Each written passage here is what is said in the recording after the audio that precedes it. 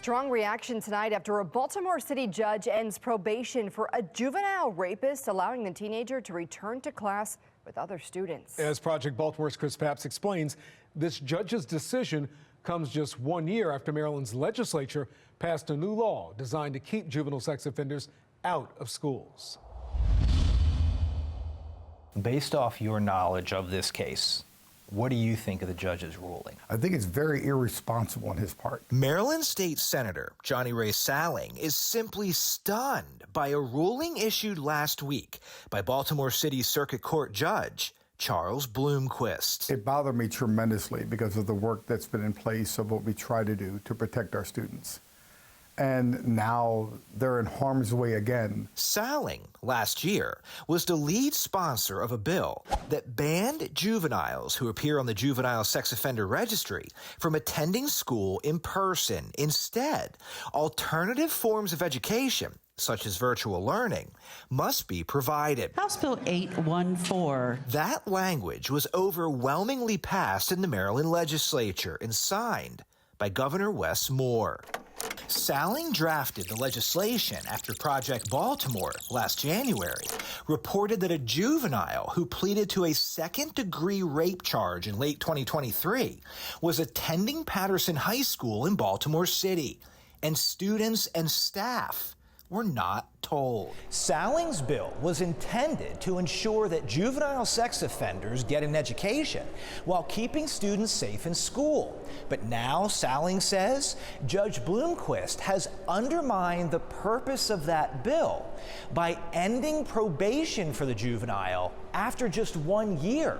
That decision removed the teen from the Juvenile Sex Offender Registry, allowing him to legally return to school in person. It's very frustrating. We're thinking about the victims, and we're thinking about those that can be victims, because it could happen again. When Fox 45 News first reported on this topic last year, the student, who has since pleaded to a fourth-degree sex offense involving a second victim, was removed from Patterson High School and placed in Baltimore City's virtual learning program, where he's been since. But City Schools leadership knows who the now 16-year-old student is. Safety accommodations could be made if he returns to class in person. And if the student enrolls in a different school system, that district should be alerted. Well, I think that parents deserve to have their children safe at school. At a Maryland State Board of Education meeting this past fall, the board enacted a rule change requiring school system administrators to alert other districts if a student who commits what is known as a reportable offense transfers, and second-degree rape is a reportable offense. Our concern is for the safety of children. Children can't learn if they don't feel safe. MSDE's rule change only applies to notification of school leadership. If the sex offender returns to in-person learning, parents and students will likely not be alerted because the offender is still a juvenile. Yes. Salling says this is an unnecessary safety risk allowed by Judge Blomquist. It's the problem of people in a position of authority.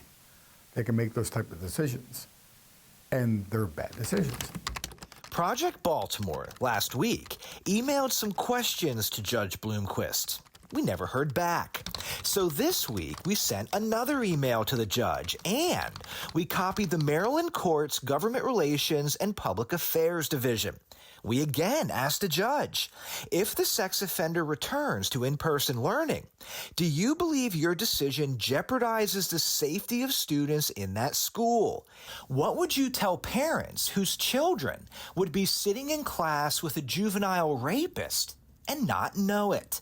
This time, we did receive a reply stating the Maryland judiciary respectfully declines to comment. Are you concerned about what could happen if this juvenile rapist goes back into a school?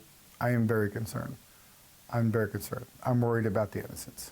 The innocent kids that are there that they don't even know. Now, Salling says he feels the legislature must revisit this topic and consider additional legislation in an effort to again prevent rapists and other sexual offenders from attending Maryland schools with other students. I see people not just defending herself and protecting herself, but maybe even thinking, I don't want this person here, what can I do about it? And I don't want it to come to that. Where's the accountability? Project Baltimore will continue to try to get answers from Judge Blomquist. We believe parents deserve to know why the judge ended probation for a juvenile rapist after just 1 year, which ended up removing him from the juvenile sex offender registry, allowing him to return to school. We'll keep you updated on our progress. I'm Chris Pabst, and this is Project Baltimore. I'm Kai Jackson. Thank you for watching. Here's another video to watch. Also, please take a moment to subscribe to our channel.